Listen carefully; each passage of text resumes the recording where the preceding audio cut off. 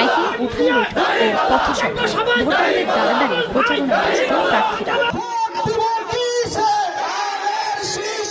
বৃহস্পতিবার সকালে ঠাকুরগাঁও ১ আসনে নির্বাচনী সভা করেন ধানের শীষের প্রার্থী বিএনপি মহাসচিব মির্জা ফখরুল ইসলাম আলমগীর। বলেন, কারো দয়াই নয়, কাজ করে বাঁচতে চাই বিএনপি। চট্টগ্রামে নিজ নির্বাচনী এলাকায় প্রচারণায় আমির খসরু মাহমুদ চৌধুরী অভিযোগ করেন, যারা গণতন্ত্রে বিশ্বাস করে না তারাই ভয়ভীতি ও শঙ্কা তৈরির চেষ্টা করছে। জামায়াত উত্তেজনা সৃষ্টির মাধ্যমে নির্বাচনকে প্রশ্নবিদ্ধ করার পায়তারা করছে বলে অভিযোগ করেন কক্সবাজার ১ আসনের বিএনপি প্রার্থী সালাউদ্দিন আহমদ। জামায়াত ইসলামী বিভিন্ন জায়গায় সারা দেশে উত্তেজনা সৃষ্টি করছে, বিভিন্ন জায়গায় মিছিল মিটিং করছে। উদ্দেশ্য হচ্ছে তারা যেন নির্বাচনকে প্রশ্নবিদ্ধ করতে পারে। মব ভায়োলেন্সের মাধ্যমে একটা টক্সিক একটা অ্যাটমসফিয়ার গড়ে তোলার যে প্রবণতা, সেখান থেকে বেরিয়ে এসে গণতন্ত্রের পথে জনগণের আস্থা ছাড়া কোনো কেউ গণতন্ত্রের পথটা সুগম হবে না। আমরা ভিক্ষা করে বাঁচতে চাই না, আমরা কারো দয়ায় বাঁচতে চাই না, আমরা কাজ করে বাঁচতে চাই, তাই না?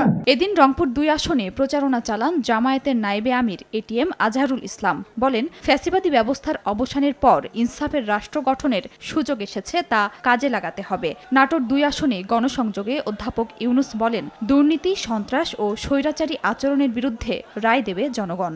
অন্যায়ের বিরুদ্ধে প্রতিবাদ, স্বৈরাচার এবং দুর্নীতিবাদ ভোটের হাতে বাংলাদেশকে রক্ষা করা নির্বাচন হবে আগামী নির্বাচন। নাগরিকদের অধিকারটা ফিরে পাবে, ভোটের অধিকার ফিরে পাবে, কথা বলার অধিকার ফিরে পাবে, চলাফেরার অধিকার ফিরে পাবে।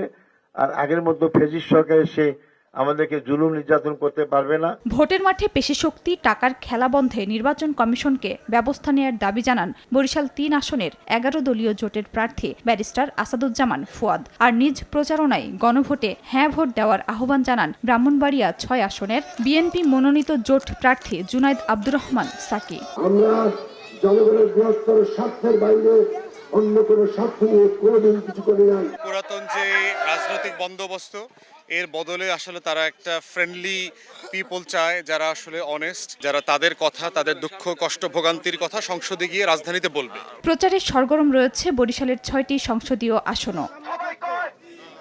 খাদিজা স্বপ্না, সময় সংবাদ।